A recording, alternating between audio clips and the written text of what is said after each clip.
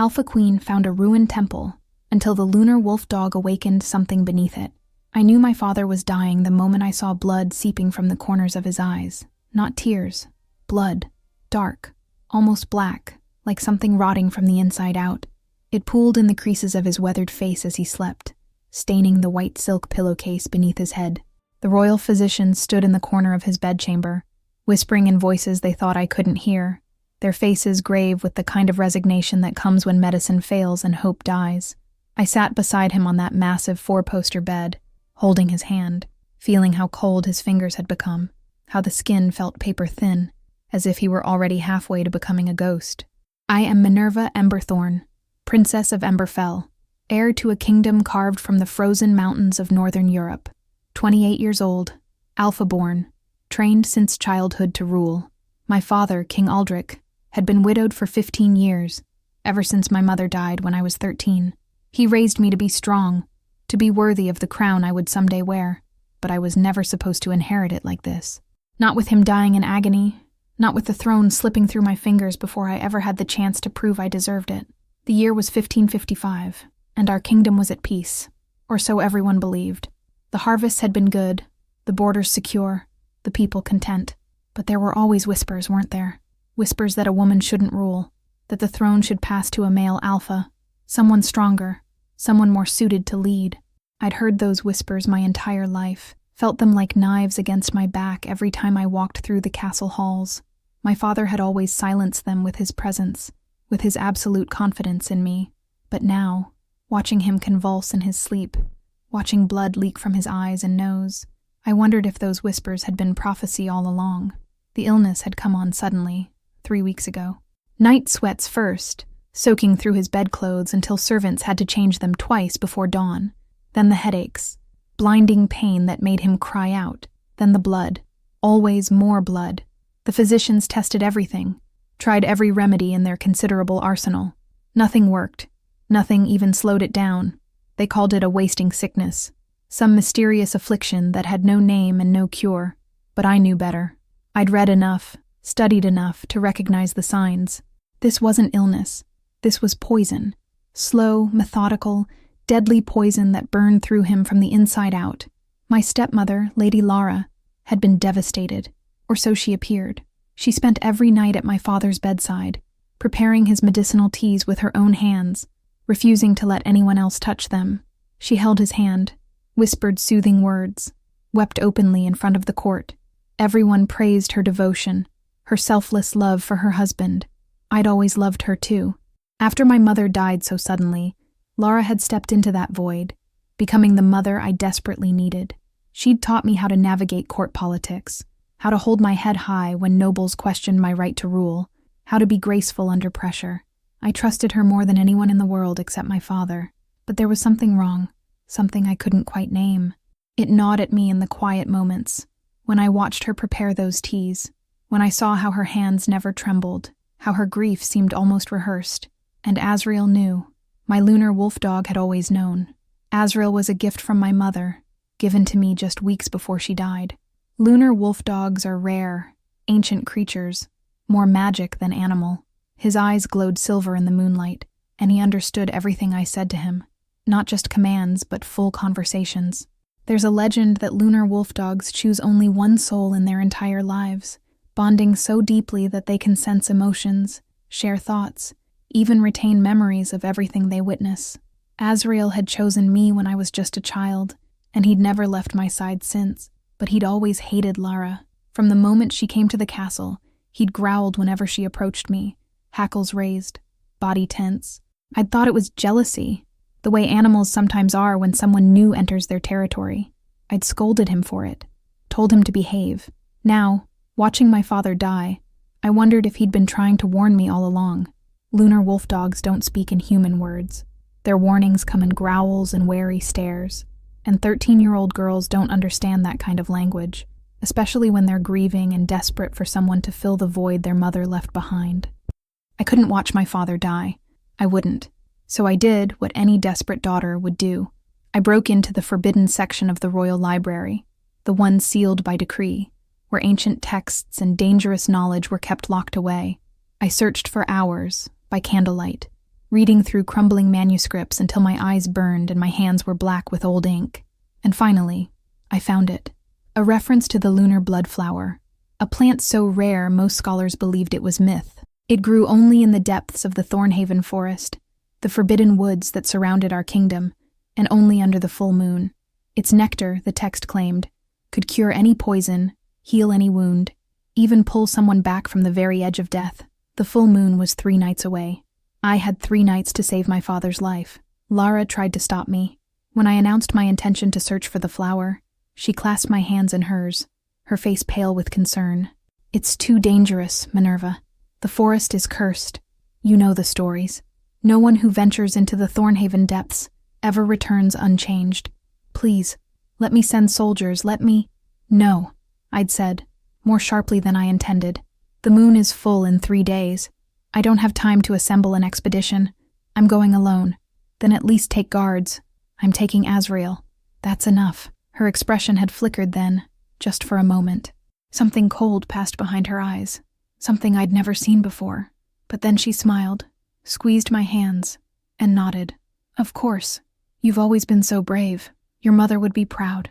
I left that night, under cover of darkness, with only Azrael by my side and a pack of supplies strapped to my back. The castle was silent as I slipped through the servants' passages, avoiding guards, avoiding questions. The cold autumn air bit at my face the moment I stepped outside, carrying the scent of pine and approaching winter. Azrael pressed close to my side, his silver eyes glowing faintly in the darkness, guiding me toward the forest edge. The Thornhaven forest was forbidden for good reason. Even at the boundary, I could feel it, a wrongness in the air, a weight that pressed against my chest and made it hard to breathe.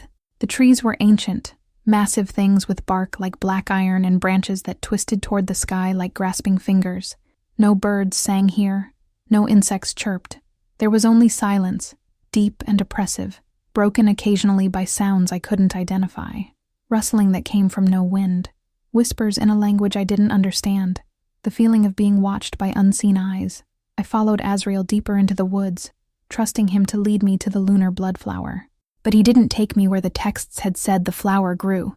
Instead, he led me in the opposite direction, pulling me deeper and deeper into the forest, into areas so dark that even my Alfa vision struggled to pierce the shadows. I called out to him several times, tried to redirect him, but he ignored me, moving with single-minded determination toward something only he could sense. And then we arrived at the ruins. I'd never seen them on any map, never heard them mentioned in any history text, but there they were, rising from the forest floor like the broken bones of some long-dead god. Massive stone pillars, covered in moss and lichen, still standing, despite centuries of neglect. Carved into every surface were symbols I didn't recognize, letters from a language that predated any kingdom I knew. The stone itself was black, not the black of normal rock, but something darker, something that seemed to absorb light rather than reflect it. And in the center of the ruins stood an altar, a circular platform carved with intricate runes that glowed faintly in the darkness. Azrael stepped onto the ruins and immediately transformed. His silver eyes blazed like miniature moons, and his entire body began to glow with that same ethereal light, silver and bright and otherworldly. He threw his head back and howled, a sound so pure and haunting that it made my bones vibrate, and the ruins answered. The symbols carved into the stones began to pulse with light, matching the rhythm of Azrael's howl, until the entire structure was alive with magic I'd never seen before.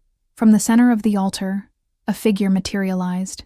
Not solid, not completely, but not just mist either.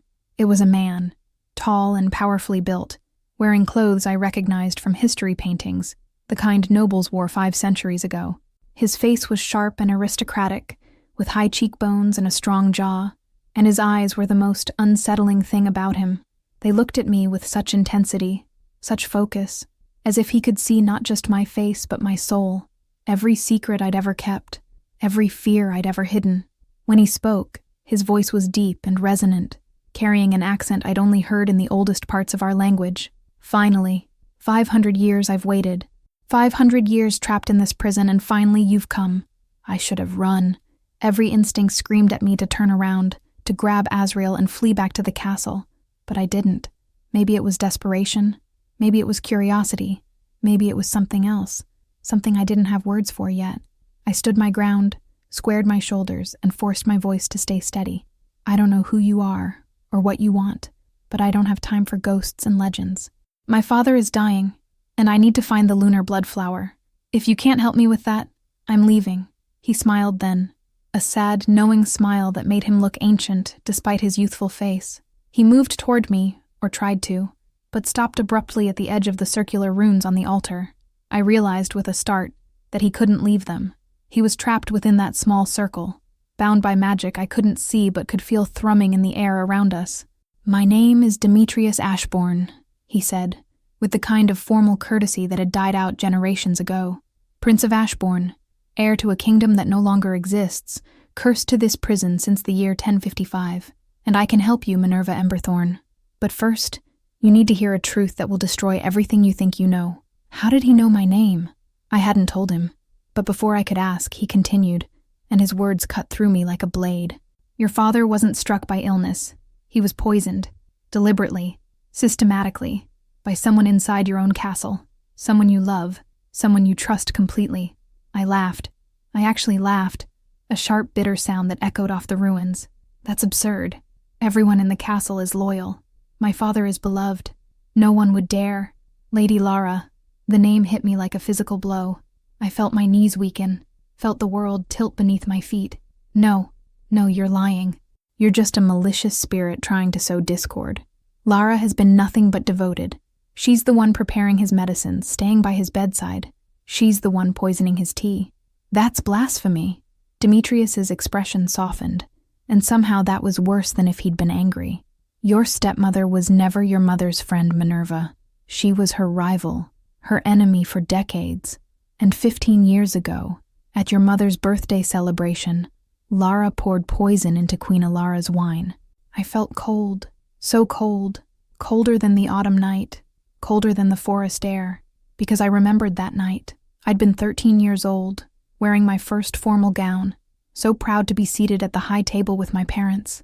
My mother had been radiant, laughing, toasting with her friends. And then, suddenly, she'd gasped, clutched at her chest, fallen from her chair.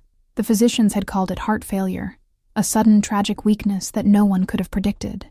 But my mother had been 38 years old and healthy as anyone I'd ever known, and Lara had been the first one to scream, the first one to rush to her side, the first one to hold me while I sobbed, whispering that everything would be all right, that she would take care of me now. "No," I whispered, but my voice had no strength behind it. She couldn't have. She loved my mother. They were friends. They were never friends. Lara envied your mother everything she had. The throne, the king's love, you. She wanted it all for herself, and she's patient. Your stepmother. She waited years after killing your mother before moving on to the next phase of her plan. She knew she couldn't kill you when you were a child. That's her one weakness. The one line she won't cross. She can't bring herself to murder children. But you're 28 now, Minerva. An adult. And she's pregnant. My mind went blank. I stared at him, unable to process what he'd just said. Pregnant? That's impossible. Lara is a widow. She hasn't remarried. She couldn't possibly. Commander Roderick, head of your royal guard. They've been lovers for years. Secret meetings in the old East Tower, always after midnight, always careful to avoid detection. And now she carries his child, an illegitimate daughter who can never inherit the throne, unless all legitimate heirs are dead. The pieces fell into place with sickening clarity, my father dying slowly, day by day. Lara positioning herself as regent, Roderick commanding the guards, controlling who could come and go, and me, the last obstacle between them and complete power. How easy it would be, once my father was gone, to accuse me of patricide, to have me arrested, tried, executed, to clear the path for their bastard child to inherit everything. I fell to my knees on the cold stone, and Azrael was there instantly, pressing against me, whining softly. I buried my face in his silver fur, trying to steady my breathing, trying to think through the horror that was crashing over me in waves. "Why should I believe you?" I finally managed to say. "You could be lying. You could be trying to manipulate me." Demetrius knelt on his side of the magical barrier, bringing himself to my level. When I looked up at him, I saw something in his eyes that terrified me more than any accusation could. I saw truth, deep, unshakable truth, and something else. Something that made my heart beat differently. that sent warmth through my chest despite the cold night air. Something I'd never felt before, and didn't have words to describe. "Bribe the guards closest to Roderick," he said quietly. "They're overworked and underpaid, resentful of how he treats them. Offer them gold, and they'll tell you where and when he meets with his mystery lover. Bribe Lara's ladies-in-waiting. They know about the pregnancy. She's 4 months along, and it's becoming harder to hide. Ask them. Verify everything I've told you, and then come back here, and I'll help you save your father and reclaim your throne." I wanted to argue, wanted to tell him he was wrong, that he was a liar, that this was all some trick, but I couldn't, because deep down, in a place I'd been trying to ignore for weeks, I'd already known something was wrong. I'd felt it in the way Lara never let anyone else prepare my father's tea, in how she'd tried so hard to stop me from going to the forest, in how Azrael had growled at her for 15 years, trying to warn me in the only way he could. "Why?" I asked, my voice breaking. "Why are you helping me? What do you gain from this?" His expression shifted, softened into something that looked almost like longing. "Because I've been trapped in this place for 500 years, waiting. The witch who cursed me said I would only be freed when I found the one soul I would choose above everything else, above power, above the throne, above life itself. And the moment you walked into these ruins, I knew. You're my mate, Minerva Emberthorn. Fated mates, bound by destiny across centuries, and mates protect each other, even when one of them is already dead." I stumbled backward, away from him, away from the impossible things he was saying. My mate? No, that was insane. I didn't even know him. He was a ghost, a spirit, a remnant of something that died 500 years ago. This wasn't real. None of this could be real. But my heart was pounding, and my skin felt electric, and when I looked at him, I felt pulled forward by something stronger than logic or reason, something ancient and undeniable. I ran, grabbed Azrael and ran, fleeing from the ruins back toward the castle, my mind spinning with everything I'd learned. I didn't have the lunar blood flower I'd come for, but I had something far more dangerous. I had knowledge that could destroy my entire world. And as I ran through the dark forest, branches scratching at my face, breath burning in my lungs, I knew one thing with absolute certainty. Everything was about to change, and there was no going back. I returned to the castle before dawn, slipping through the same servant passages I'd used to leave, my mind still reeling from everything Demetrius had told me. The sky was just beginning to lighten, that pale gray that comes before sunrise, and the castle was stirring to life around me.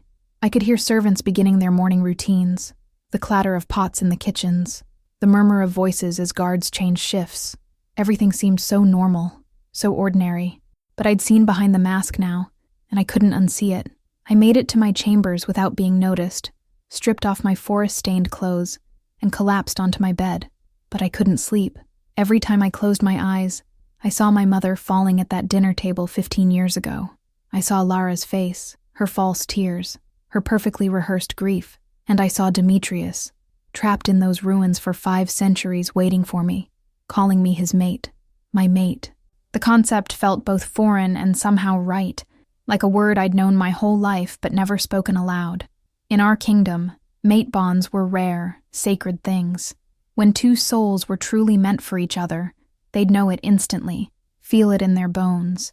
The bond would be undeniable, pulling them together across any distance, any obstacle. My mother and father had been mates. I'd grown up watching their devotion, the way they moved around each other like 2 halves of the same whole. I'd always assumed I'd never find mine, that I'd marry for political alliance like most royals did. But Demetrius had said I was his, and God's help me, some part of me had felt it.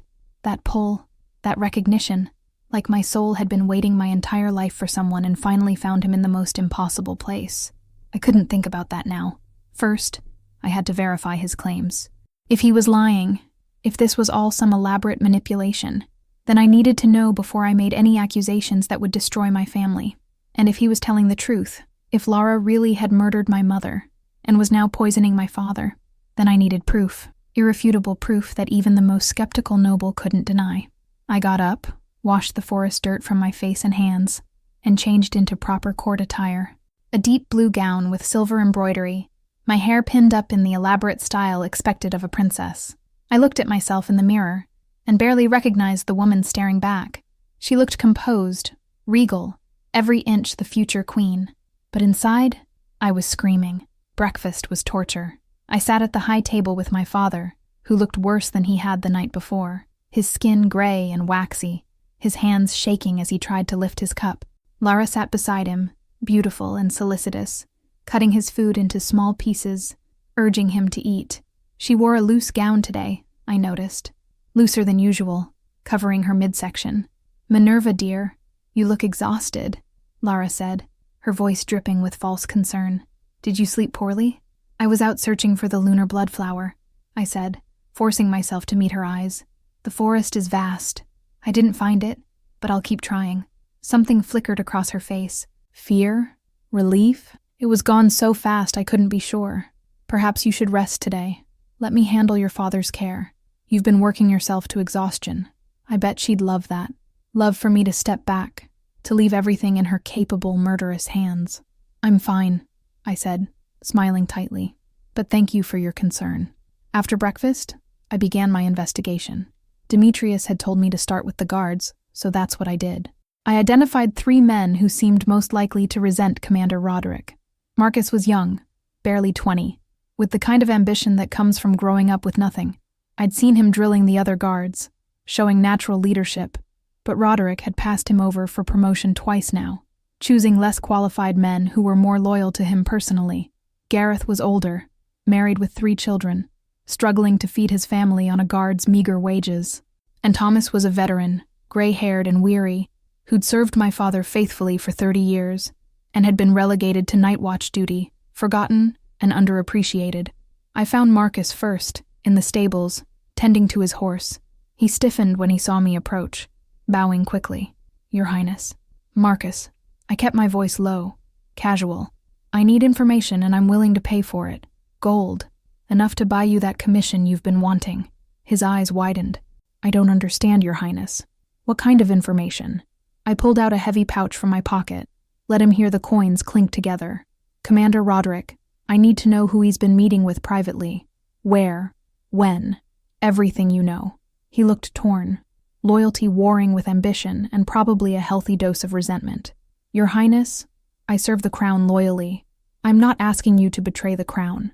I'm asking you to tell me the truth. If Roderick has nothing to hide, then you'll take this gold and nothing will come of it.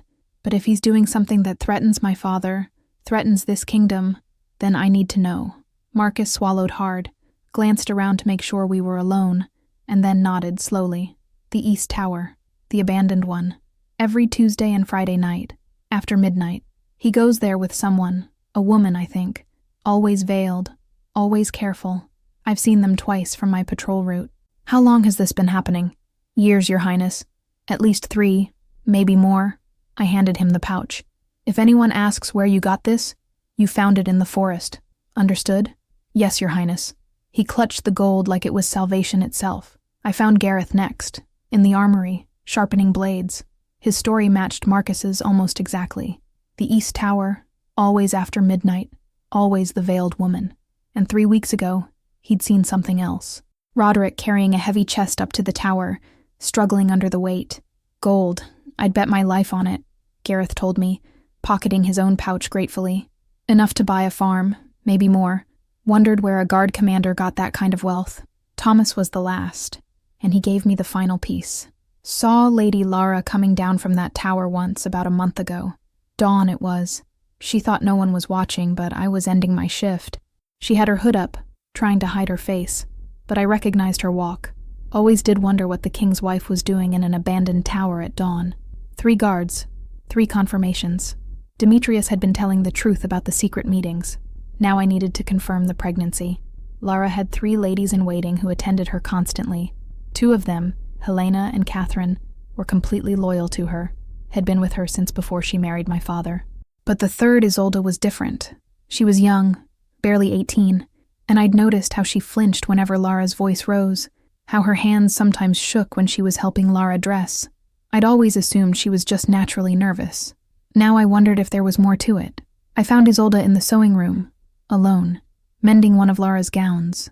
She jumped when I entered, nearly dropping her needle. "Your Highness, I didn't hear you come in." "It's all right, Isolde. I just wanted to talk to you." I sat down across from her, kept my voice gentle. "How long have you served Lady Lara?" 6 months, Your Highness. "And are you happy in her service?" She hesitated, which told me everything. "Lady Lara is very particular about how things should be done." "I imagine she is." I leaned forward. "Isolde, I'm going to ask you something, and I need you to be honest with me. It's very important. If you tell me the truth, I'll protect you, I promise. But I need to know what's really happening in this castle." Her eyes filled with tears. "Your Highness, I don't know what you mean. Is Lady Lara pregnant?" The color drained from Isolde's face. She opened her mouth, closed it, looked toward the door like she wanted to run. "I can't, Your Highness. She said she'd have me sent away if I ever told. My family needs this position. The wages I can't lose. You won't lose anything. I swear it. But my father is dying, and I think Lady Lara knows why. Please, Isolde, help me save him." She broke then, the tears spilling over, her whole body shaking. "She's 4 months along. Made us all swear on our lives not to tell anyone. Helena and Catherine don't mind. They've been with her forever, but I hate keeping secrets. It feels wrong. The king is dying and she's carrying another man's child, and everyone just pretends everything is normal. Another man? Not my father's? How could it be? The king has been too ill to... She blushed, and she told Helena once when she thought I wasn't listening that everything would be different soon, that she'd never have to pretend to love him anymore. Ice flooded through my veins. Never have to pretend. My father, who'd loved her so devotedly, who'd made her queen, who'd trusted her with everything, and she'd been pretending all along. "The tea she prepares for him," I said carefully. "Where does she get the ingredients?" "From her private collection. Keeps it locked in her chambers. No one's allowed to touch it, not even us. She mixes everything herself. I gave Isolde a pouch of gold, too, and strict instructions to say nothing to anyone. Then I went to my father's chambers, where Lara was preparing his afternoon tea. I watched her through the crack in the door, watched how carefully she measured out the herbs, how she added one particular powder that glittered strangely in the light, how she smiled to herself as she stirred. I wanted to burst in, to scream at her, to demand answers, but that would accomplish nothing. I needed to catch her in a way she couldn't deny, couldn't talk her way out of. I needed witnesses, evidence, and a trap she couldn't escape. That night, I returned to the ruins. Demetrius was waiting for me, his spirit form somehow more solid than before, as if my presence strengthened him. "You came back. You were right.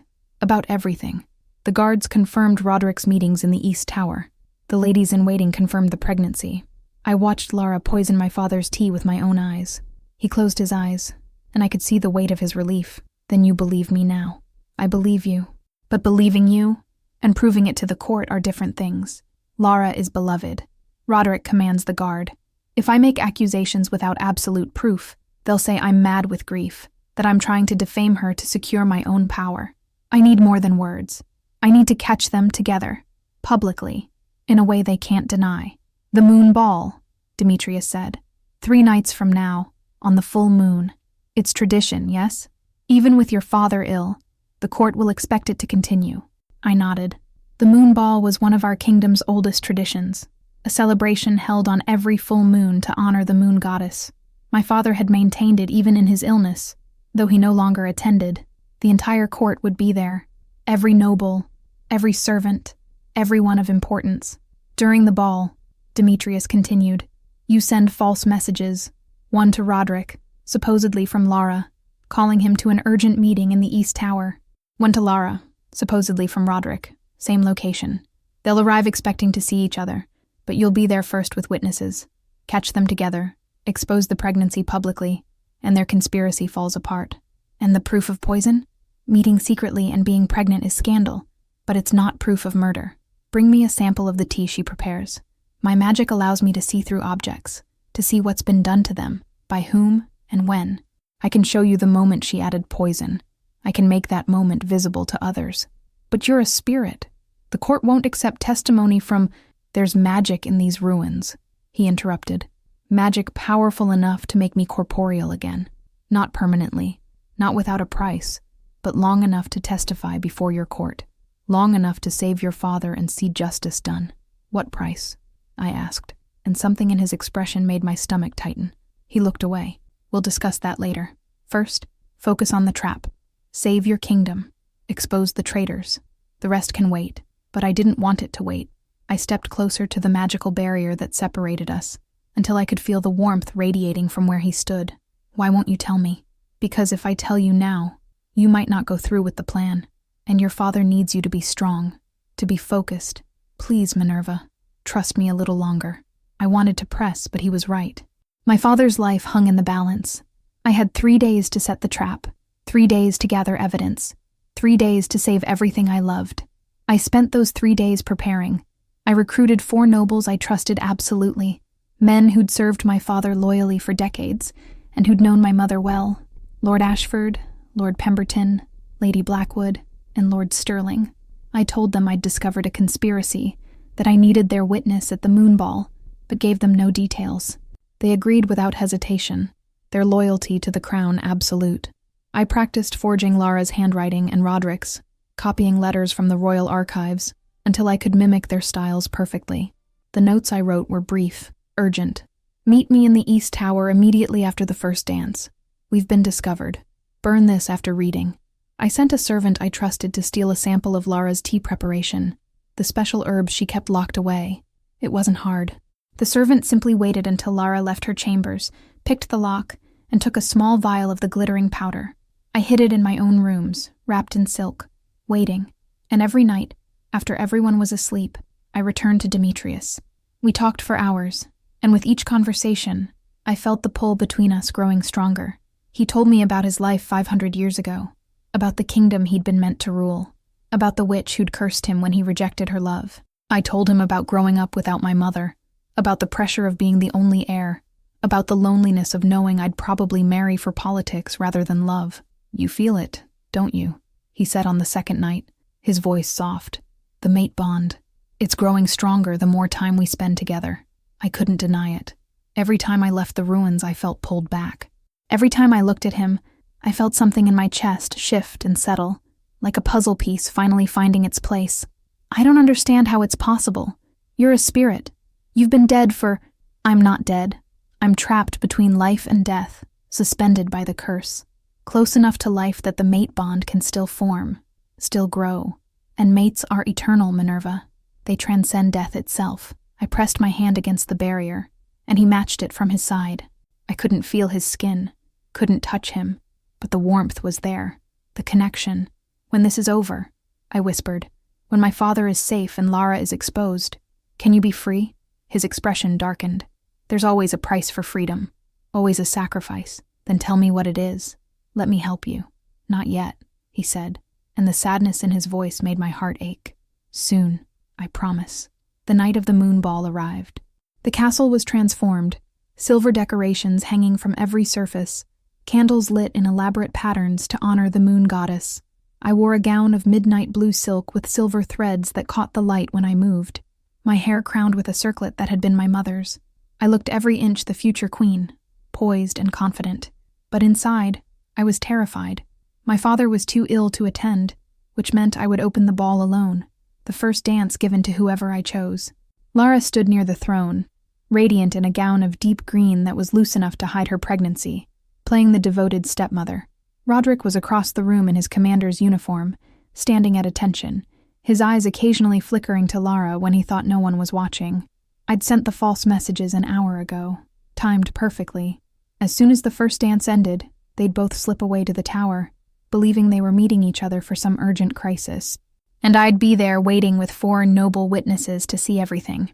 The musicians began to play, and I stepped onto the dance floor alone. This was the signal. The trap was set.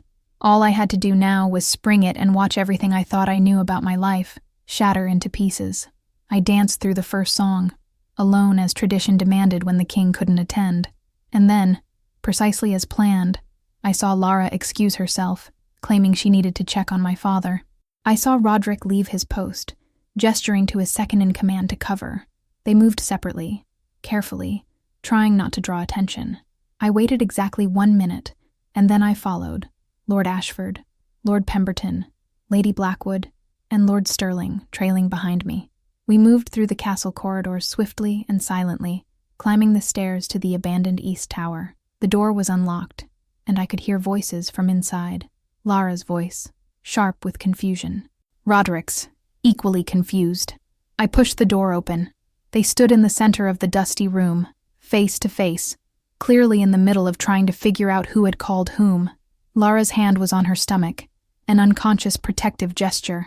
Roderick's hand was on his sword hilt. "Your Highness," Roderick said, his face going pale. "This isn't... we were just... save it," I said, my voice cold as winter. "Lord Ashford, Lord Pemberton, Lady Blackwood, Lord Stirling, you're here as witnesses. Commander Roderick, you stand accused of conducting a secret affair with the Queen. Lady Lara, you stand accused of infidelity and conspiracy." I turned to Lady Blackwood, who was also a trained midwife. "Examine her. Confirm what we all can see she's trying to hide." Lara's face went from confused to terrified. "Minerva, what are you doing? This is madness. I'm not—" "You're 4 months pregnant," I said flatly. "Your ladies-in-waiting confirmed it. Your loose gowns confirm it.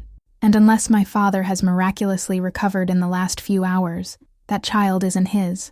Lady Blackwood stepped forward, and despite Lara's protests, examined her with professional efficiency. When she stepped back, her face was grave. "The princess is correct. Lady Lara is with child, approximately 4 months along." The nobles gasped. Roderick looked like he wanted to run but was trapped by his own honor. And Lara, my beloved stepmother who'd raised me, who'd comforted me, who'd pretended to love me for 15 years, finally let the mask drop. Her expression went cold, hard. The warmth I'd always seen there vanished, replaced by something calculating and cruel. "So you figured it out. I honestly didn't think you had it in you, Minerva. You were always so trusting, so naive, just like your mother." "Don't you dare speak about my mother," I said, my voice shaking with rage. "Don't you dare use her name when you murdered her. Murder is such an ugly word. I prefer to think of it as removing an obstacle." She smiled, and it was the most terrifying thing I'd ever seen. "Your mother had everything I wanted. The crown, the king's love, you. She didn't appreciate any of it, didn't understand how lucky she was. So yes, I poisoned her wine at that birthday celebration, watched her choke on it, watched her die, and then I stepped into her place and took everything that should have been mine from the beginning." The nobles were stunned into silence. Even Roderick looked shocked, as if he'd never known the full extent of what his lover had done. "And my father?" I asked, my voice breaking. "Was poisoning him also just removing an obstacle? He was supposed to die quickly, but the old fool had a stronger constitution than I expected. So yes, I've been adding a little something extra to his tea every night. Arsenic and nightshade. Very effective when properly mixed. He'll be dead within the week, and I would have made sure you followed shortly after. A tragic accident, everyone would have said. The princess, overcome with grief, fell from the battlements. So sad. She was confessing, standing there in front of 4 noble witnesses, confessing to double murder and conspiracy. I should have felt triumphant, but all I felt was sick. "Guards!" I shouted, and the soldiers burst through the door, having been stationed just outside. "Arrest Lady Lara and Commander Roderick. Charges of murder, conspiracy, treason, and adultery. Hold them for trial." Lara laughed as they dragged her away, a high, wild sound. "You think this changes anything? You think you can rule? You're just a girl playing at being queen. You'll fail. They'll all see how weak you are, how unworthy, and then someone else will take the crown you couldn't hold on to." I watched them take her, watched Roderick go without a fight, looking broken, and then I collapsed against the wall, the weight of everything crushing down on me. Lord Ashford put a gentle hand on my shoulder. "You did well, Your Highness. You saved the kingdom from traitors. You saved your father." But it didn't feel like victory. It felt like my entire world had been revealed as a lie. I returned to the ruins that night, still wearing my ball gown, my face streaked with tears. Demetrius was there, solid and waiting, and the moment I crossed into the temple, his arms went around me. I don't know how it was possible. The barrier shouldn't have let him touch me, but somehow, in that moment, with my grief overflowing and the mate bond pulling us together, the magic bent, and I felt him, solid and real, holding me while I broke apart. I caught them. I sobbed into his chest. "She confessed everything. My mother, my father, all of it. She's going to be executed, and I should feel satisfied, but I just feel empty." "Because you loved her," Demetrius said softly, stroking my hair. "Because she was your mother for 15 years, even if it was all lies. Grief doesn't follow logic, Minerva. You're allowed to mourn the woman you thought she was while hating the woman she actually was. I cried until there were no tears left, until my body was shaking with exhaustion. And through it all, he held me. This man I'd known for days but who felt like home. When I finally pulled back, I saw it. The flower, growing from the stones at the center of the altar, silver and red and glowing with its own light. The lunar blood flower, the thing I'd come searching for in the first place. How? I whispered. The ruins recognize true love, Demetrius said. They recognize sacrifice made willingly. You came here to save your father, and you found something else too. The magic wants to reward that. I picked the flower, its petals cool against my skin, its scent like moonlight distilled. I can save him now. I can actually save him. Go, Demetrius urged. Go save your father, and then come back to me, because we need to talk about the price of my freedom, about the sacrifice required. I wanted to stay, wanted to demand answers now, but my father was dying, and I finally had the cure. So I ran, clutching the flower, back to the castle, back to the life I had to save before I could think about love. I prepared the nectar myself, following the instructions from the ancient text, and gave it to my father in small doses over the course of the night. By morning, his fever had broken. By noon, he was conscious. By evening, he was sitting up, color returning to his face, demanding to know what had happened while he was ill. I told him everything, about Lara's confession, about the conspiracy, about the evidence I'd gathered. His face went through a storm of emotions: shock, betrayal, grief, rage. He aged a decade in the span of our conversation. I loved her, he said, his voice hollow. I truly loved her, and she was poisoning me. I know, Father. I'm sorry. Don't be sorry. You saved my life. You saved the kingdom. He reached out and took my hand. You're stronger than I ever realized, Minerva. You'll make a better ruler than I ever was. But I couldn't think about that yet, because I had to return to the ruins one more time. I had to face whatever price Demetrius had been hiding from me, and I had a terrible feeling I already knew what it was. When I arrived at the temple that night, Demetrius was pacing like a caged animal. The moment he saw me, he stopped. Your father? He asked. He'll live. The flower worked. Relief flooded his face. Good. Then you can handle what comes next. Tell me, I said. Tell me the price to free you. He looked at me for a long moment, and I saw centuries of loneliness in his eyes. Life for life, to break the curse, to make me fully corporeal again. Someone must trade their life for mine. Not just any life. It has to be willing sacrifice. It has to be given out of love. My blood went cold. You're asking me to die for you. I'm not asking anything. I would never ask that of you. His voice was fierce. But it's the only way. And tomorrow night, Lara and Roderick go on trial. You need me there, alive, able to testify with my visions about the poison. Without me, they might argue she was confused, that her confession was coerced. They might find loopholes. But if I can show the court exactly how she poisoned your father, exactly what she did to your mother, there will be no doubt. So I have to choose, my life or my father's justice.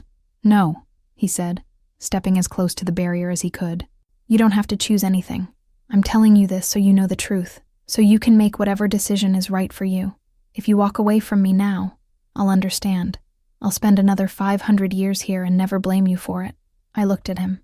This man who'd waited centuries. This man who'd helped me save my father despite knowing it might cost him his only chance at freedom. This man who called me his mate and held me while I cried and asked for nothing in return. If I do this, I said slowly, if I give my life for yours, will you promise me something? Anything. Promise me you'll save my father. Promise me you'll testify at the trial. Promise me Lara and Roderick will face justice. Promise me my kingdom will be safe. I swear it, he said, his voice breaking. I swear it on my soul, on my honor, on everything I am. I nodded. Because really, what choice did I have? If I didn't do this, Lara might escape justice. My father might fall back into danger. The kingdom I'd fought so hard to save might crumble anyway. And maybe I was tired. Tired of being alone. Tired of carrying the weight of a crown I'd never wanted. Tired of living in a world that didn't want me to rule anyway. Or maybe I was in love. Impossibly, stupidly in love with a ghost I'd known for a week. Because when I looked at Demetrius, I didn't see death. I saw home. Tomorrow night, I said. After Lara and Roderick are arrested. After my father is safe. I'll come back here, and we'll do the ritual. Minerva, you don't have to. I want to, I interrupted. Whatever comes next, whatever this means, I choose it. I choose you." The barrier between us flickered, and for just a moment, I felt his hand touch mine, warm and solid and real. "Then I'll make you a promise in return," he said softly. "When you make this sacrifice, it won't be the end. The magic in these ruins is older than any curse, older than death itself. Trust me, Minerva. Trust that the moon goddess rewards those who give everything for love." I wanted to believe him. But as I walked back to the castle that night, preparing for the trial that would determine my kingdom's fate, I couldn't shake the feeling that I was walking toward my own execution, and maybe I was. But at least I'd go knowing I'd done everything I could to save the people I loved, even if it cost me everything. The dungeon smelled like rot and despair. I'd been down here 3 days, chained to the wall in the deepest cell they had, the one reserved for traitors and murderers. The irony wasn't lost on me. I'd tried to save my father, tried to expose the real murderers, and somehow I'd ended up here instead, accused of the very crime Lara had committed. The cold seeped through my thin prison shift, turning my bones to ice. I couldn't remember the last time I'd been warm. Couldn't remember the last time I'd eaten, though guards had brought moldy bread and water that tasted like rust. I didn't touch it. What was the point? In 2 days, I'd face trial. And in 3 days, if the trial went the way Lara had orchestrated it, I'd face the executioner's blade. Let me tell you how I ended up here. Let me tell you about the moment everything fell apart. It happened the night before the trial, after I'd returned from the ruins, after I'd made my impossible choice. I went to my chambers to rest, to prepare myself for what was coming. My father was recovering well, the lunar blood flower's nectar working its miracle through his veins. He'd regained strength, clarity, the color returning to his face. Within a day, he'd be well enough to oversee the trial himself. Justice would be served. Everything would be all right, or so I thought. I opened the door to my chambers and found Lara waiting for me. She sat in my chair, elegant even in her house arrest, 2 guards flanking her, and standing behind her, with an expression of tortured guilt, was Helena, the lady-in-waiting I'd bribed for information, the one who'd told me about the pregnancy. "Hello, Minerva," Lara said, her voice as sweet as poisoned honey. "We need to have a little talk." Every instinct screamed at me to run, but where would I go? The guards blocked the door. "You're supposed to be confined to your chambers pending trial." "Oh, I am. But confinement has its privileges when you're carrying Commander Roderick's child, and half the guard is more loyal to him than to the crown." She stood, smoothing her gown. "Helena, dear, why don't you tell the princess what you told me?" Helena wouldn't meet my eyes. "I'm sorry, Your Highness. I'm so sorry. But she offered me more gold than you did. And she said if I didn't tell her everything, she'd make sure my family suffered." The betrayal hit me like a blade to the gut. "You told her about the investigation, about the guards I bribed, about the trap. Everything," Lara confirmed cheerfully. "Every single detail of your little plan. And I have to say, I'm impressed. You're smarter than I gave you credit for. Almost smart enough to beat me. Almost. My father knows everything. He'll see justice done." "Will he?" She tilted her head, studying me like I was an insect. "Are you sure about that?" That's when Commander Roderick entered, and my blood went cold. He carried a tea tray, and I recognized the scent immediately. The same herbs Lara had been using to poison my father. "No," I breathed. "You couldn't have. I gave him the cure. He was getting better." "Oh, he was," Lara agreed. "For about 12 hours. And then I had Roderick visit him, bearing tea I'd prepared with my own hands. A special blend to help with his recovery. He drank the whole cup, the trusting fool. By morning, he'll be delirious again. And in his delirium, I'll have him sign a decree. One stating that his ungrateful daughter attempted to murder him, that she invented wild accusations to defame his loyal wife, and that she should be arrested immediately and tried for treason." The room spun. "He'll never sign that. Even delirious, He already did." She pulled out a parchment from her bodice, bearing my father's seal and signature. The handwriting was shaky, barely legible, but it was his. "The Royal Guard has orders to arrest you the moment you leave this room. You'll be taken to the dungeons.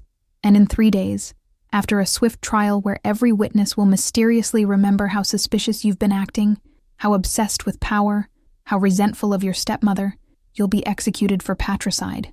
I backed toward the window, mind racing. I could jump.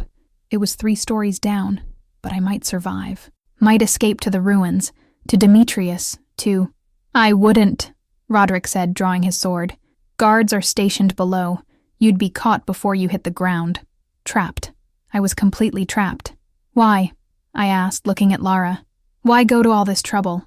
Why not just kill me in my sleep? Poison me like you did my mother and father? Because this is more satisfying, she said simply. You ruined my perfect plan. You made me look guilty in front of those noble witnesses. You forced me to confess things I never wanted to confess. So now I want you to suffer. I want you to spend your last days in a cell, knowing you failed, knowing your father will die thinking his daughter tried to murder him, knowing I'll win anyway, and your precious kingdom will be mine. The guards came then, 6 of them, all loyal to Roderick. They grabbed me roughly, clapped irons on my wrists and ankles. I fought, but what could I do against 6 trained soldiers? They dragged me through the castle, past servants who looked away in shame, past nobles who whispered behind their hands. And the worst part? When I passed my father's chambers, I heard him screaming my name, his voice hoarse with pain and poison and betrayal. Minerva, how could you? My own daughter. I tried to call back to him, tried to explain, but they gagged me, dragged me down, down, down into the bowels of the castle, into the dungeons where no light reached, where no warmth existed. They threw me into this cell, chained me to the wall, and left me to rot. That was 3 days ago. For 3 days, I've sat here in the dark, listening to rats scurry across the stone, feeling my body slowly break down from cold and hunger and despair. The trial is tomorrow. Lara has probably spent these 3 days building her case, bribing witnesses, making sure every story lines up to paint me as the villain. And the worst part? There's no way to contact Demetrius. No way to let him know what happened. No way to complete the sacrifice we'd planned. He must think I abandoned him, broke my promise, left him to spend another 500 years in those ruins, alone and forgotten. I want to say I'm strong, that I'm maintaining hope, but that would be a lie. I'm broken, defeated. Lara won. She beat me completely. And in a few days I'll die with my father hating me, my kingdom thinking I'm a murderer, and my mate trapped in a prison I can't free him from. I don't know how long I'd been sitting there, numb with cold and grief, when I heard scratching at the base of the wall, faint at first, then stronger, the sound of claws on stone, digging, determined. And then a piece of the wall gave way, a hole just big enough for a large animal to squeeze through. Silver eyes gleamed in the darkness, and Azrael burst into my cell, bloody and limping but alive. I sobbed when I saw him. He was hurt, badly, deep gashes across his back where guards had obviously tried to stop him. But he'd made it. He'd tunneled through solid stone to reach me, because that's what lunar wolf dogs do for their chosen humans. They never give up, never abandon. He limped over to me, and I wrapped my arms around his neck as much as the chains would allow, burying my face in his silver fur. He smelled like blood, and earth, and moonlight, and for the first time in 3 days, I wasn't completely alone. Something fell from his mouth when he pulled back, my mother's locket, the one I'd kept in my chambers, the one with her portrait inside. He must have gone to my rooms first, retrieved it, brought it to me as comfort. Oh, Azrael, I whispered. I'm sorry. I'm so sorry you're caught up in this mess. He whined softly, and then his eyes began to glow, that bright silver light that meant he had something to show me, something important. He pressed his forehead to mine, and images flooded my mind. But these weren't just any images. They were memories, his memories, from 15 years ago. I saw my mother's birthday celebration through Azrael's eyes. He'd been lying under the high table, as he always did during formal dinners. I saw Lara approach the wine service, saw her glance around to make sure no one was watching, saw her pull a small vial from her bodice and pour white powder into my mother's goblet, stirring it with her finger, saw her smile to herself, a cold, satisfied smile. Then I saw my mother drink, saw her face go pale, saw her clutch at her chest and fall, the goblet shattering on the floor, saw Lara scream and rush forward, cradling my mother's head, playing the devastated friend. And I saw myself, 13 years old, sobbing as the physicians declared the queen dead of heart failure. Azrael had been there. He'd seen everything, and he'd been carrying this truth for 15 years, trying to show me, but I'd been too young to understand. And then Lara had kept him drugged and distant. I understand now why you couldn't tell me before, I whispered to him. Why you waited. The magic protects children from truths they can't handle. And after I grew up, Lara kept you away from me with those herbs, dampening your powers. But you never stopped trying to warn me, did you?" He licked my face, and I realized he wasn't just here to comfort me. He was here to help me. Even trapped in this cell, even facing execution, there had to be something we could do. Except there wasn't. Not without Demetrius. Not without completing the sacrifice. And that's when the cell went dark. Colder than it already was. Cold enough that my breath fogged in the air. Cold enough that frost formed on the stones. Unnatural cold. Magical cold. Light bloomed in the center of the cell, silver and ethereal, and Demetrius materialized in front of me. Not solid, not completely, but more real than I'd ever seen him outside the ruins. He looked at me, and the devastation in his eyes nearly broke me. 3 days, he said, his voice rough. 3 days I waited for you to return. I thought you'd changed your mind. Thought you'd decided I wasn't worth the sacrifice. I was arrested, I said, my voice cracking. Lara figured out the plan. She poisoned my father again, forged his signature on an arrest warrant. I've been trapped down here ever since. He moved closer, his spirit form flickering. How are you here? How did you leave the ruins? The mate bond. It's strong enough now that I can travel short distances from the temple, especially when you're in danger.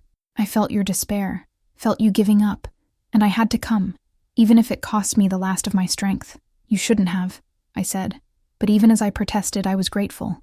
Seeing him here, knowing he hadn't given up on me, was the only thing keeping me sane. He knelt in front of me, his incorporeal hand hovering over the chains.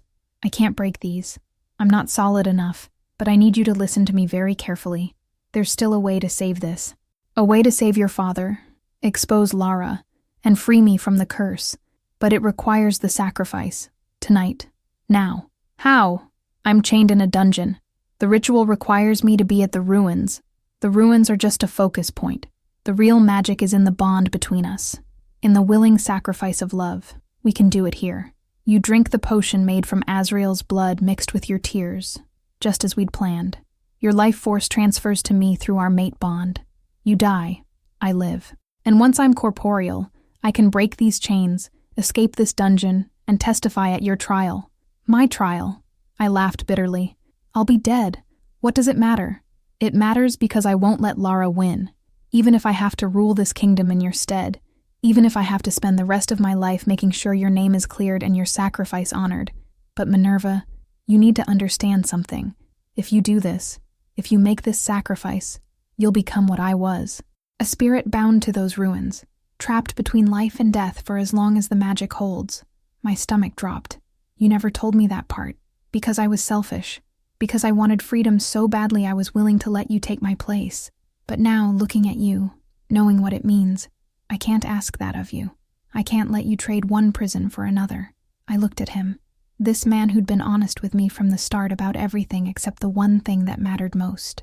And I found I wasn't even angry, just tired. So tired. The alternative is I die on the executioner's block in 3 days. My father dies thinking I betrayed him. And Lara rules the kingdom. At least if I do this, my father lives. Justice is served. The kingdom is saved. You'd be alone for centuries, trapped in those ruins the way I was. And I can't promise anyone will ever come to free you. Then I'll be alone. But at least I'll have done the right thing. Azrael whined, pressing against me. He knew what I was about to do. Knew he was about to lose his chosen human. But he didn't try to stop me. He just offered his paw, ready to make the sacrifice his magic required. Demetrius looked at me for a long moment. I love you, he said finally. I've loved you from the moment you walked into those ruins. And if I could find any other way, I would. But there isn't time. They've moved your trial up. It's tomorrow morning. If we don't do this now, you'll be executed before I can help. How do you know? I went to the throne room first, looking for you. Lara was there, making arrangements with the royal executioner. She wants you dead quickly, before your father can recover enough to question anything. Of course she did. She'd won, and now she just wanted to clean up the loose ends. I looked at Azrael, at his luminous silver eyes, full of understanding and sorrow. I'm sorry, I told him. I know you've been with me since I was 13. I know losing me will hurt, but I need you to do this. For my father, for the kingdom. He licked my hand in acceptance, then bit his own paw carefully, letting blood pool in his mouth. It glowed faintly, that magical silver light that marked him as more than just animal. Demetrius whispered words in that ancient language, the one I didn't understand but felt in my bones. My chains warmed slightly, and I realized they were part of the spell now, conducting magic. "Cut your palm," he instructed. "Let your blood mix with his." I didn't have a blade, but there was a sharp edge on the iron shackle. I scraped my palm against it until blood welled up, bright red against my pale skin. Azrael pressed his wounded paw to my cut, and our blood mingled, red and silver swirling together. "Now cry," Demetrius said softly. "Cry for everything you're losing. Cry for the life you'll never have. Cry for the sacrifice you're making." That was the easy part. The tears came instantly, pouring down my face in hot streams. Tears for my mother, murdered by someone she trusted. Tears for my father, dying and thinking I'd betrayed him. Tears for the crown I'd never wear, the kingdom I'd never rule. Tears for Demetrius, who'd be free but without me. Tears for myself, for the girl who'd just wanted to save her father and ended up losing everything. The tears dripped onto the mixture of blood, and it began to glow brighter, pulsing with otherworldly light. Demetrius whispered more words, and I felt magic coiling around us, thick and heavy and ancient. "Drink it," he said, "all of it, and then let go. Let yourself slip away. Trust that the magic will do what it needs to do." I cupped my hands, gathering the blood and tears and glowing light. It tasted like metal and salt and moonlight, like sacrifice and love and the ending of everything. I swallowed it down, every drop, feeling it burn through me, and then my body began to fail. It wasn't painful exactly, more like fading, like slowly becoming less solid, less real. I could feel my heartbeat slowing, feel my breath becoming shallow. The cold of the dungeon was receding, replaced by a different kind of cold, the cold of death creeping in. I looked at Demetrius, and I could see him changing too. His spirit form was solidifying, becoming real, flesh and blood and bone taking shape, where there'd only been ethereal light before. He was screaming, the magic clearly painful for him, his body remembering what it was to be alive after 500 years of being dead. Azrael howled, a sound of such pure grief that it echoed through the entire dungeon. Guards shouted from above, startled by the noise. But it was too late. The spell was already complete. I fell, the chains catching me before I hit the ground. My vision was darkening, narrowing to a tunnel. The last thing I saw was Demetrius, now fully corporeal, reaching for me with solid hands. And then everything went black, except it wasn't black. Not completely.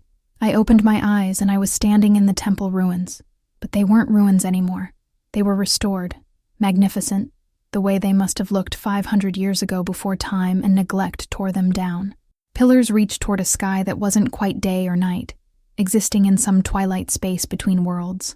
The altar glowed with soft silver light, and symbols carved into the stones pulsed with magic I could feel but not understand. And I was alone. No Demetrius, no Azrael. Just me and the temple and eternity stretching out before me. A voice spoke from everywhere and nowhere, feminine and ancient and terrible in its power. "Welcome, daughter. You have made the sacrifice that breaks curses. You have loved truly and given freely, and so the magic rewards you." I recognized that voice. The moon goddess herself, the deity our kingdom had worshipped for centuries. "This doesn't feel like a reward," I said, my voice echoing strangely in the restored temple. "This feels like a punishment." "Does it?" "Look closer." I looked down at my hands, and they were translucent, ghostly, the same way Demetrius had been. But there was something else, a warmth in my chest that hadn't been there before. Magic, real, tangible magic flowing through what was left of me. "You are not just spirit," the goddess said. "You are transformed, part of the ancient magic now, connected to this temple and to the powers that created it. And transformation, daughter, is not always death. Sometimes it is rebirth. I don't understand. You will, in time. But for now, know this. Your sacrifice was not in vain. The man you love lives. He is free. And he carries with him the power to save your father and expose the traitors. Watch, if you wish. See how your love changes the world." The air before me shimmered, and I could see through it, like looking through a window. I saw Demetrius in my cell, now solid and real, breaking my chains with his bare hands. I saw him cradle my body, his face twisted with grief. I saw him carry me up through the dungeons, Azrael limping beside him, howling. I saw him burst into the throne room where my trial was about to begin, carrying my corpse in his arms. Saw the nobles gasp, saw Lara go pale, saw my father, still weak but conscious, cry out in horror, and I heard Demetrius speak, his voice carrying power that made everyone listen. I am Demetrius Ashbourne, Prince of Ashbourne, freed from a curse of 500 years, by the willing sacrifice of Princess Minerva Emberthorn, and I am here to tell you the truth, to show you, with magic that cannot lie, exactly what was done to your king and queen, exactly who murdered them, and exactly who should pay for those crimes. He placed Azrael on the floor before the throne, and the lunar wolf dog's eyes began to glow, that same silver light I'd seen in the cell. And then, just as Demetrius had promised, the memories projected into the air above them, not just in Azrael's mind this time, but visible to everyone in the room. They saw Lara poison my mother's wine 15 years ago. They saw her poison my father's tea over and over again, night after night. They saw her meetings with Roderick, her pregnancy, her plotting. They saw her forge my father's signature on the arrest warrant, and they saw her confession in the East Tower, caught by the nobles who'd witnessed it, now impossible to deny or dismiss. The room erupted, nobles shouting for Lara's immediate execution, my father weeping, crying my name, demanding to know why I'd died, and Lara, cornered and exposed, finally showing her true face, all pretense of grace gone. She was weak, Lara screamed, weak and unworthy and never should have been heir. The kingdom needed someone strong, someone willing to do what was necessary. The kingdom needed someone with honor, Demetrius said quietly, something you never had. And now you'll pay the price for what you've done. Soldiers seized Lara and Roderick. My father, despite his weakness, rose from his throne and pronounced sentence himself, death, immediate execution, and let it be recorded that my daughter, Princess Minerva Emberthorn, died a hero, that she sacrificed herself to save her kingdom and her king, that she will be remembered as the worthiest heir this kingdom ever had. They carried out the sentence that very hour.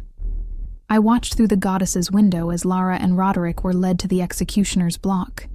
Watched them die the way they'd wanted me to die, and I felt nothing. Not satisfaction, not grief, just emptiness. When it was done, when justice had been served, the window faded. I was alone again in the restored temple, trapped the way Demetrius had been for 5 centuries. How long? I asked the goddess. How long will I be here? Until someone comes to free you? Until another soul makes the same sacrifice you made? Or until the magic decides your debt is paid? Time moves differently here. What feels like days to you may be decades in the mortal world. What feels like hours may be centuries. So I could be here forever. You could. Or you could be freed tomorrow. Magic is unpredictable. But know this, daughter. You are not forgotten. Your sacrifice will echo through time. And the man you freed, he will never stop searching for a way to bring you back. I thought about Demetrius. About how he'd waited 500 years for me, about how I might now wait just as long for freedom that might never come. It should have terrified me, should have made me scream with the injustice of it, but instead, I felt a strange peace. I'd done what needed to be done. My father would live, the kingdom would be safe. Lara had faced justice, and somewhere in the world above, Demetrius was alive and free because of me. Maybe that was enough. Maybe love was enough, even when it cost everything. I sat down on the altar, in this temple that was now my prison, and I waited, for freedom or forever, whichever came first. And I didn't cry, because sometimes the greatest victories require the greatest sacrifices, and I'd made mine willingly. That had to mean something. Time is a strange thing when you're trapped between life and death. The moon goddess had told me that what felt like days might be decades, that what felt like hours might be centuries. She wasn't lying. I had no way to measure time in the restored temple, no sun rising or setting, no seasons changing, just the eternal twilight and the pulsing magic of the stones around me. Sometimes I could see through the veil between worlds, catch glimpses of what was happening in the kingdom I'd died to save. I saw my father recovering fully, the poison finally purged from his system by the lunar bloodflower's nectar. I saw him weeping over my body as they prepared it for burial, saw him age 10 years in the span of days from grief. I saw Demetrius standing beside my grave, solid and real and alive, making a vow I could hear even across the barrier of death. I will find a way to free you, he'd said, his hand pressed to my tombstone. Even if it takes another 500 years, even if I have to tear apart the fabric of magic itself, I will not let you spend eternity alone the way I did. And I saw him try. Gods, how he tried. He scoured every library, consulted with every witch and sorcerer in the kingdom. He traveled to distant lands, seeking forbidden knowledge, dangerous magic, anything that might reverse the sacrifice I'd made. He aged in those visions, going from the youthful prince he'd been when freed to a man in his 30s, then 40s, still searching, still refusing to give up.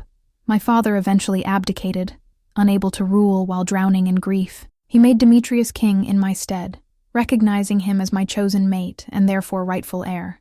The kingdom accepted him, this man from another time, who'd proven his honor by exposing Lara's crimes. Under his rule, Emberfell flourished. He was a good king, just and wise, everything I would have wanted to be. But he never remarried, never took another mate. He wore black for decades, mourning a woman he'd known for less than a month but who'd given everything for him. I watched all this through the veil, and I felt removed from it, like I was watching a play rather than my own life. The temple did that, I think. Dampened emotions, kept me from going mad with loneliness. I existed in a state of peaceful emptiness, neither happy nor sad, just waiting. Azrael appeared sometimes, his spirit form visiting the ruins. He'd sit beside the altar where I could see him, and I'd press my incorporeal hand to his translucent fur, and we'd keep each other company in that space between worlds. He'd aged too in those glimpses of the living world, his silver coat going gray, his movements slower. Lunar wolf dogs lived longer than normal animals, but even their lives had limits. I was there, in spirit, when he died. Saw Demetrius hold him as he took his last breath, saw them bury him beside my grave with full honors. And I wept then, the first tears I'd shed since becoming trapped, because Azrael had been with me since I was 13, and now he was gone, and I was truly alone, or so I thought, because Azrael's spirit appeared in the temple with me that very night, his form young again, restored to the prime of his life. He bounded up to me, tail wagging, and I laughed for the first time in what felt like centuries. "You chose to stay with me," I said, burying my face in his fur. "Even in death, you chose me." He licked my face in answer, and I understood. Lunar wolf dogs bond for eternity. Not even death could break that. The visions continued. I saw my father die peacefully in his sleep at the age of 78, reunited with my mother in whatever afterlife awaited. I saw them bury him with full honors, and I saw Demetrius stand at the grave, now gray-haired himself, still alone, still searching for a way to free me. Decades passed, or maybe centuries. I couldn't tell anymore. The temple existed outside normal time, and I existed in a state of suspension, neither growing nor aging, just being. And then, one day, something changed. I felt a warmth I hadn't felt since I'd died. A pull, like the mate bond I'd shared with Demetrius, but stronger now, burning through the veil between worlds. I looked through one of the temple windows and saw him. Demetrius stood in the mortal realm's version of the ruins, the ones that existed in real time, still broken and moss-covered. But he wasn't alone. He'd brought someone with him, a woman in dark robes, old and weathered, with eyes that glowed with ancient power, a witch. Not just any witch, but one of the old ones, the kind who remembered magic from before kingdoms existed. "You're certain this will work?" Demetrius asked, and his voice was rough with age. He had to be 70 now, maybe older. He'd spent his entire life searching for this moment. "Nothing is certain," the witch replied, "but the moon goddess owes me a favor, and I'm calling it in." The girl sacrificed herself for love, true love, given freely. That kind of magic doesn't just disappear. It transforms, and what's been transformed can be transformed again, if you're willing to pay the price. "I'll pay anything, even your life?" He didn't hesitate. Even that. My heart, if I still had one, clenched. "No," I whispered in my temple prison. "No, you can't. You've lived, you've ruled, you've done everything right. Don't throw it away for me." But he couldn't hear me. The veil between our worlds was too thick. The witch began to chant, words in a language even older than the one Demetrius had spoken during my sacrifice. The air around the mortal ruins shimmered, and I felt the barriers between worlds thinning, felt reality bending. "The sacrifice was made for love," the witch intoned. "Life given freely, without reservation, without regret." The moon goddess rewarded that sacrifice with transformation, but transformation is not meant to last forever. All things must change, must grow, must move forward. And so we ask, in the name of love that transcends time, that transcends death itself, we ask for transformation once more. Light exploded from the ruins, silver and blinding and terrible. I felt it hit me like a physical force, felt my spirit form being pulled, compressed, changed. The temple around me began to dissolve, the restored pillars crumbling back into broken stones, the twilight sky shattering like glass. I was moving, being dragged through the veil, through the barrier between life and death. It hurt. Gods. It hurt worse than dying had, worse than anything I'd ever felt, like my soul was being torn apart and reassembled at the same time. And then I was falling, actually falling, through air that smelled like pine and autumn and the mortal world. I hit something hard, would have cracked my skull if hands hadn't caught me. Strong hands, real hands, hands that felt warm and solid and impossible. I opened my eyes, and Demetrius was staring down at me, his elderly face transformed by wonder and disbelief, and joy so pure it hurt to look at. "Minerva?" he breathed. I tried to speak, but my throat didn't remember how. Tried to move, but my body felt foreign, wrong, like I'd been wearing clothes that didn't fit for too long.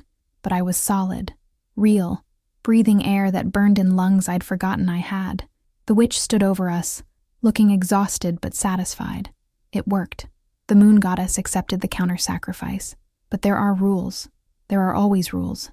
The girl lives again, but not as she was. She's been transformed by the magic she lived in for so long. She's something more now. Something between mortal and divine. I found my voice, though it came out as barely a whisper. How long? How long was I trapped there? Demetrius's eyes filled with tears. 53 years. You've been gone for 53 years. 53 years. More than half a century. I'd been 13 when my mother died. 28 when I'd sacrificed myself. I should be 81 now. But when I looked at my hands, they were still young, still smooth. The magic had preserved me, kept me frozen at 28. But Demetrius had aged. He'd lived an entire lifetime without me. And now here I was, young while he was old, returned from death but changed in ways I didn't yet understand. "I waited," he said, his voice breaking. "I never stopped searching, never stopped trying to bring you back. I know. I saw everything." I reached up and touched his face, his wrinkled, beautiful, beloved face. "You became everything I would have wanted you to be.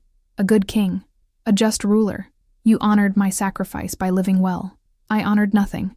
I spent 5 decades alone, refusing to move on, refusing to let you go. The kingdom called me cursed, said I was obsessed with a ghost. Maybe I was, but you were worth it. Worth every year, every moment, every heartbreak." The witch coughed pointedly. "Touching reunion aside, we need to move. The magic has drawn attention. The temple is collapsing back to its original state, and when it does, there'll be backlash. We need to be far away when that happens."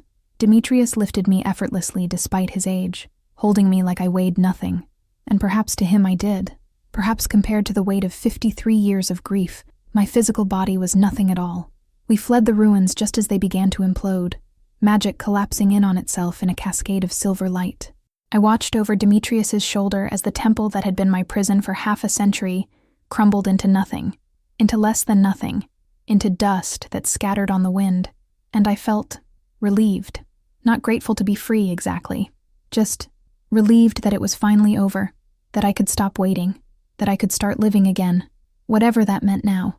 Demetrius carried me back to the castle, the same castle I'd lived in, died for, and now returned to as a stranger. The servants who saw us didn't recognize me.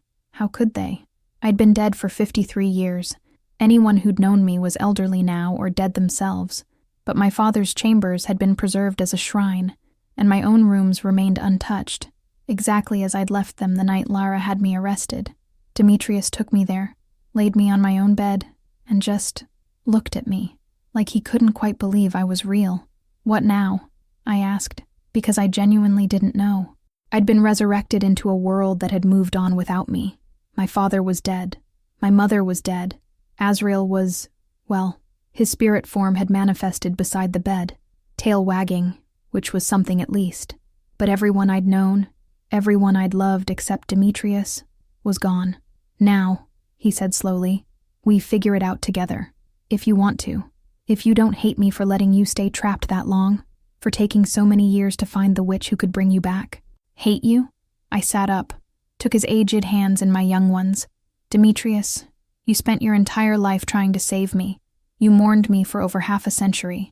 You never moved on, never took another mate, never stopped searching. How could I possibly hate you for that? Because I lived while you were trapped. I aged, experienced the world, ruled a kingdom, and you got nothing. Just empty time in a prison I'd once occupied. It's not fair. Life isn't fair. Death isn't fair. Magic definitely isn't fair. But we're both alive now, both free. That's more than most people get. He kissed me then, and it was strange and perfect and heartbreaking all at once. His lips were thin with age, his beard gray, his skin weathered. But the way he kissed me was exactly the same as it had been 53 years ago in the ruins, full of desperate love and relief, and the bone-deep knowledge that we'd been meant for each other since before either of us was born. When we pulled apart, I saw tears streaming down his face. I'm old, he said, and you're young. In 10 years, I'll be gone, and you'll be alone again. It's not enough time. After everything, it's still not enough time. Then we'll make the most of it, I said firmly. However much time we have, we'll spend it together. And when you die, I'll wait for you in whatever comes after. I've gotten good at waiting. Over the next days, I learned what had happened to my kingdom in the decades I'd been gone. Demetrius had ruled well, just as I'd seen through the veil. He'd reformed the laws, eliminated corruption, established trade routes that brought prosperity. He'd honored my memory by creating annual remembrance ceremonies, by commissioning statues and monuments, by ensuring my name was never forgotten. But he'd also been lonely, terribly, achingly lonely. The court had urged him to remarry, to produce heirs, but he'd refused. He'd adopted instead, a distant cousin's son who showed promise, training him to take over when Demetrius died. The boy was in his 30s now, a capable man who'd make a good king. What about me? I asked one night, as we sat together in what had been my father's study. Where do I fit into all this? I'm supposed to be dead. I can't just suddenly appear and claim the throne. No, Demetrius agreed, but you don't have to hide either. We'll tell the truth, that you were trapped in a magical prison, that I spent my life searching for a way to free you, that you've finally returned. Some will believe it, some won't, but the ones who matter, the ones who remember your sacrifice, they'll accept you. He was right.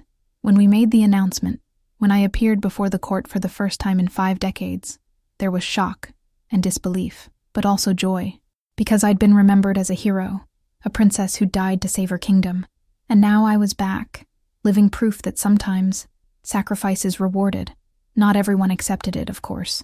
There were skeptics who claimed I was an imposter, that Demetrius had been driven mad by grief and found some girl who looked like me. But Azrael's spirit form, visible to those with magical sight, confirmed my identity. As did the witch who'd brought me back, and as did the magic that still clung to me, marking me as something more than simply mortal. The moon goddess had been right. I'd been transformed.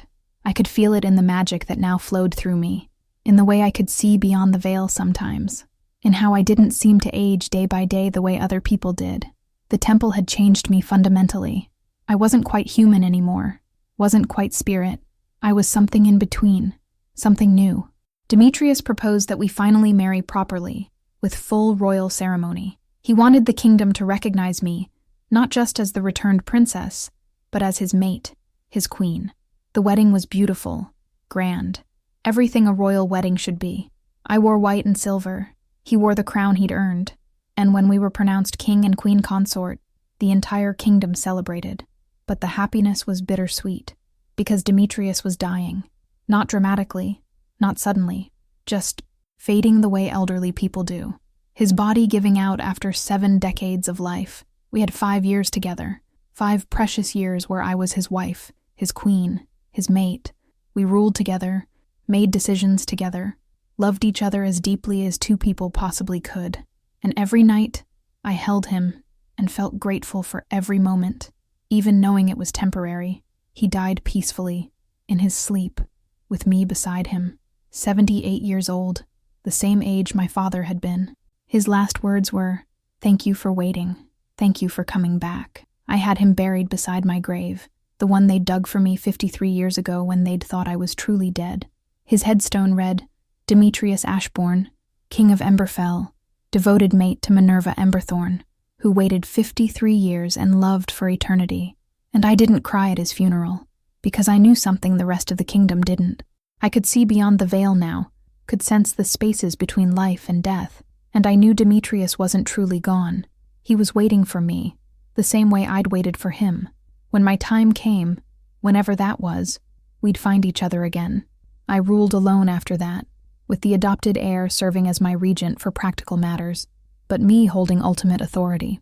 I became known as the Eternal Queen, the woman who died and returned, who didn't age, who carried the blessing of the moon goddess herself. I used my power well, reformed laws that had oppressed women, established schools, created systems to protect the vulnerable. Everything I would have done if I'd become queen at 28. But now I had the wisdom of decades of observation, the patience learned from 53 years of waiting, and the deep understanding that life was precious and short and should never be wasted. Azrael remained with me, his spirit form my constant companion. To others, he appeared as a normal dog, but I knew better. He was the same loyal friend he'd always been, choosing to stay with me across death itself. Years passed, decades. I began to understand what the moon goddess had meant about transformation. I wasn't immortal, exactly, but I aged so slowly that it would take centuries for time to catch up with me. I would outlive everyone I knew, everyone I loved. It was the price of my resurrection, the cost of coming back. But I didn't mind, because I had purpose. I had a kingdom to protect, people to serve, and eventually, I had Demetrius waiting for me at the end of it all. One night, 3 years after Demetrius died, I returned to the ruins. They'd never fully recovered from the magical collapse, remained broken and overgrown. But I felt drawn there anyway, felt the pull of magic that still lingered. I sat on what remained of the altar, Azrael's spirit beside me, and I looked up at the moon. Thank you, I said to the moon goddess, wherever she was, for the sacrifice, for the transformation, for giving me a chance to make things right. A voice whispered on the wind, feminine and ancient. You made your own choices, daughter. I merely provided the path. You walked it with courage. You earned everything you have. Was it worth it? All of it? The pain, the sacrifice, the years lost? Only you can answer that. I thought about it. About my mother, murdered by someone she trusted.